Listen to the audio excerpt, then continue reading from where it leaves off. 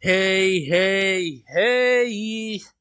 Yokoso minasan genki desu ka? It's your boy, Killer69. I have a baby and he is sleeping right now.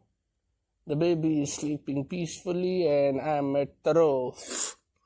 So I can record the video. Oh man. Yeah. So what can we say about Muv Luv which haven't been said already? Muv Luv is a title which is very beloved. It's sit on VNDB #1 for years. It is a very, very, very well-known visual novel title, a title which I like, a title which I'm very, very fond of. And I think we have talked about it a lot in the forum, in the YouTube media sphere, and I have some takes on it. Like, for example, Muv Luv Extra is a genius work. It's arguably the best dating sim game. I'm saying this because I got the option where I have to choose between Sumika and Maya, and that tough choice killed me. Not gonna lie. Like when you was forced to pick between them, I was cooked. My heart was broken, man. But yeah, man, we are talking about Muv Luv Alternative today, and Muv Luv Alternative is also very, very beloved visual novel, and it is the part of Muv Luv which is #1 across the board for many years in the visual novel ranking side. It is a very, very, very beloved visual novel, and rightfully so. And aspect that I want to talk about is the ending. I have not seen the fan reaction to the ending. But when I experience it, I can comfortably tell this thing have mixed reaction. This thing have a mixed reaction, to put it kindly. Like, it would be an ending which would be a very, very divisive ending. Like, it would have some people that would love it to death, and some people who would call it trash, betrayal of everything. And personally speaking, I landed on an area that I absolutely love it. I love it, and so should you. Just kidding, but hear me out. Just hear me out. I think I would like you to present my perspective on why this ending is a genius ending and why I really, really like this ending. Like, this was a bold choice. A very, very bold choice. Some people say it's a rushed ending, and I disagree. I think this is a very, very bold narrative decision, and I absolutely love it. Like, there are so many angles you could tackle it and see it. Like, we will talk about them. There are several angles we can see it as and interpret it as. And we will look at each and every one of them and see the validity in them. Like, which aspect can be explored and which aspect could have been better. Like, there we can analyze all of those things. But in grand scheme of things, though, I think this ending is still genius. I think it's brilliant, and I absolutely love it. Like, love every bit of it. So, anyhow, let's begin. Just so this ending isn't a glowing praise, let's get the negative out of the way. I think the biggest critique of the Muv Luv I have is beta. Beta, I feel, were underexplored. I think there is something fascinating about them, that they do not view themselves as causing harm to human by slaughtering them. Like, they do not think they are that evil being per se, and they have their own creator far away. So there could be a lot that could be explored. Like, in grand scheme of things, there is a fucking universe filled with them. And like, if you think you have cleared that area, bitch, a whole ass universe is waiting for you. And I think that is underexplored. We should know more about who beta are, what they are, and some more details about them, of their origin. I think that aspect was underexplored, and that's pretty much it. That is the only negative aspect I can think of. Beside that, everything was perfect about this ending. Like, sacrifices here matter. Like, if you say that, oh man, all the deaths are meaningless because he is on the happy life. No, they are not meaningless. The time here matter. The relationships here are genuine.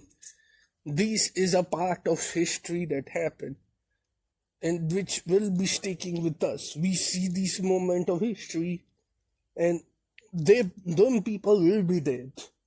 The 6 guys here would be dead. Even if Takeru was gone in history, the character we know and love are dead.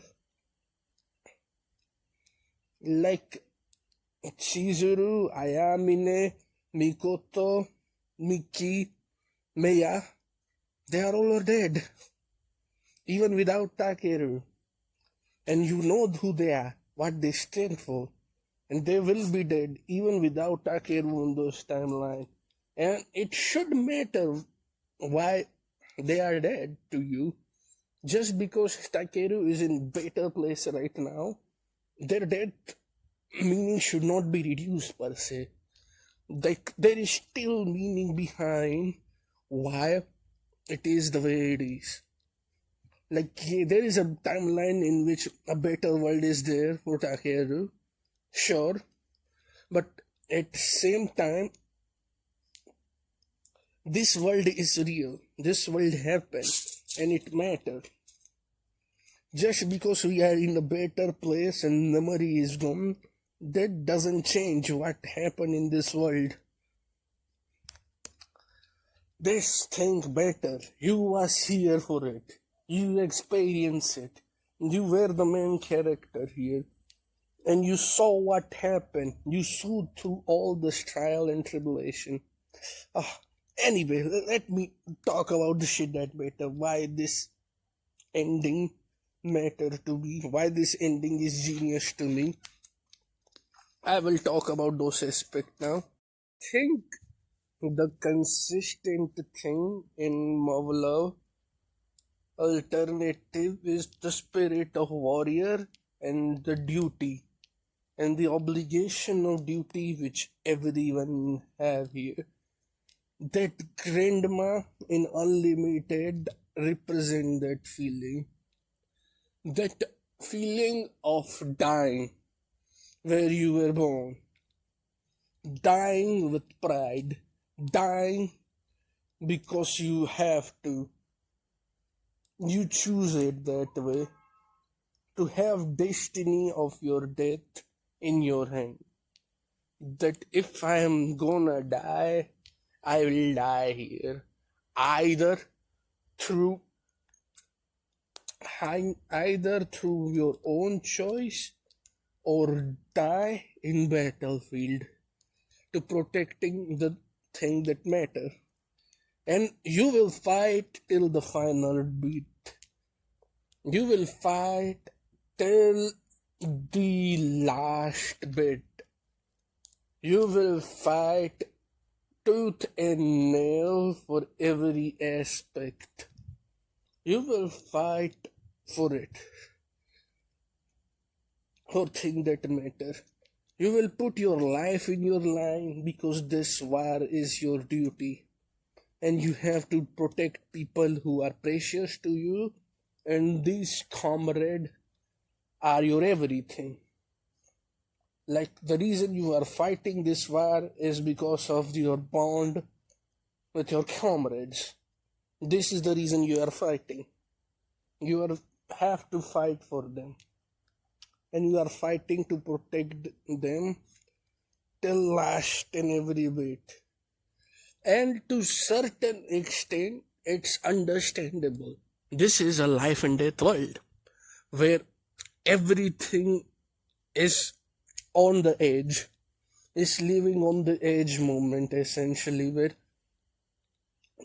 nothing is certain, where everything goes at very, very fast pace. Like nothing is guaranteed at the battlefield.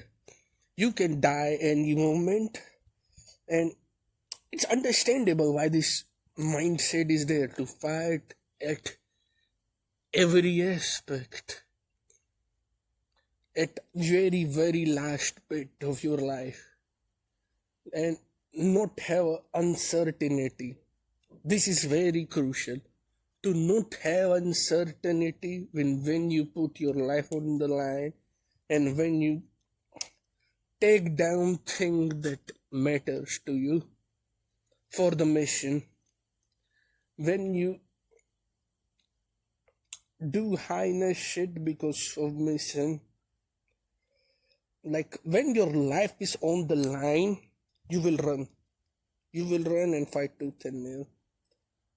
I think though it can be unhealthy when you see it in every aspect.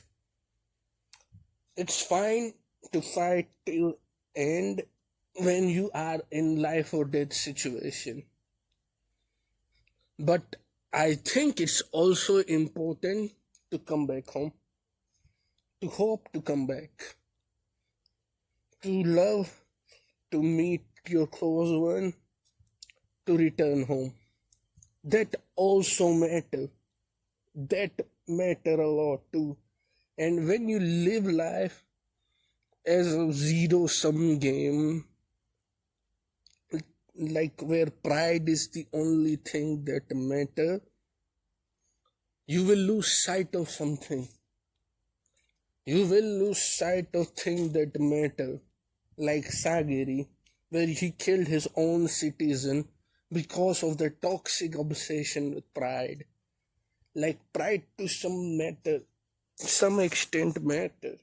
Sure, it does. But when we reach toxic obsession of I don't even care about returning home, like Takeru did, and when Sagiri hai, and to some extent cast of character hai, I think that is the problematic aspect when your only mindset is to fight like a kamikaze pirate, where your own life do not matter. Takeru was literally becoming that person. By end of narrative, Takeru was like, yeah, I may return home, but I don't care much anymore. I will stay here and fight and fight and fight and fight. Which I think is wrong mindset to have. Like, yeah, it's a life and death battle. You fight back, but you fight back to keep it in your mind that you return home. Keep that in also mind when you take the weapon. This is my perspective, at least. And this is the warrior mindset, which is present in narrative. This is the toxic mindset which is present in the narrative, that yeah, we have to fight, but we all have to die. Some people accept that as synonym. When one should fight. One should fight, but remember the possibility of seeing tomorrow and seeing life after the battlefield. I think this world and the setting of Muv Luv is brutal and kinda gaslight Takeru. like Takeru was gaslighted by this world and manipulated by this world to some extent. The attachment of this world was through bondage to some extent. It was forced to him. He did not choose this world, and this world was forced to him to some extent. The world worst aspect come to it because Takeru is the causality conductor. Takeru did not choose any of this, but it comes to him. And that's not fair. That's not fair one bit. Takeru deserves better than this. He was trapped essentially by the setting of the world itself. When he tried to go back home, all the worst memory happened. All the worst thing that happened in that world happened there. That's why he chose to come back. The boy is traumatized so badly, and then he come back and same shit happen. This is how attachment to this world was formed. I get it. The friendship Takeru have with this world is genuine. His resolve is genuine. His desire to battle is genuine. His bonds with his friends is genuine. All of these things are real. He grew up to value this world and realize that this world is his duty and he cannot betray his friend. These are his duty, but none of them were of his own choice initially. He did them because world chose them. I get it, he later accepted them. But it was because of this brutal world that manipulated him, that trapped him to a point where he can't come back, where he had to run through timeline to timeline, thinking of his own survival. He was brutally trapped here, without his own violation, and to have nowhere to go, and found people who look like him, his friend. This was his solace. This was his peace, essentially, that I have someone who look like my friend. They are similar like them. And that was the only thing going for him. They were the only reason why Takeru was fucking sane. Without them, he won't even have... I don't know if he is staying there. Or at least he ain't staying there by cooperating. Fucking... Oh my goodness. Jinguji Sensei. Her death. That crushed the boy. And he's still there. He still stayed despite all of those fucked up things. Takeru stayed there. That ain't that not fair. The world itself is not fair. And that's what my point is. Yuko Sensei. That bitch is so gaslighter. That bitch is #1 gaslighter in the world. She's Henry Kissinger. Is a female. Not gonna lie. That girl manipulated the shit out of him. She didn't even told him that causality will follow him back. She was aware of that. She was aware. that launching beta will cause disaster. She sacrificed Jinguji for that. And he was trapped. He was gaslighted. And this world is not fair. Which gets to my next point on why ending is great. I think alternative ending is genius because it realizes two aspects which of the narrative which I talk about. One, it critiqued the toxic warrior mindset that I have to fight, and I have no other way. I think it handled that aspect that no, you hadn't fight. It is important to do your duty, but you can come home. You don't have to die in battlefield. You can come home. You can come home when your duty is done, and it's okay to come back home. You don't have to die on the battlefield. It criticized the kamikaze mindset of the narrative, where you see as death as a glorious way, and ending say no, there is nothing glorious about it. Nothing is wrong with living your normal life as a student. Nothing is wrong with that. And I absolutely love the decision.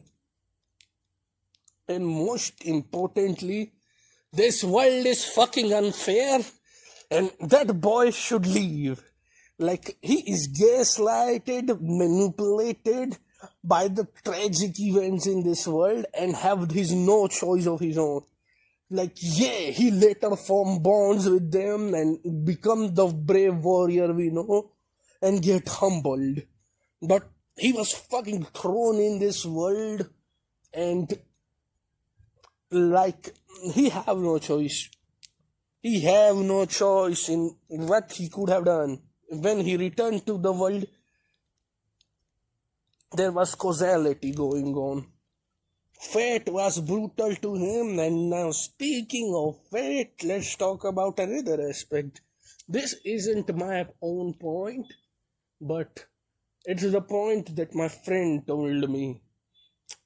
His name is Cannibal Suicune. The Pokemon. Kani, essentially. He told me that, shout out to him, he essentially told me that it is unfair that Sumika got to have Takeru for himself. That's not fair.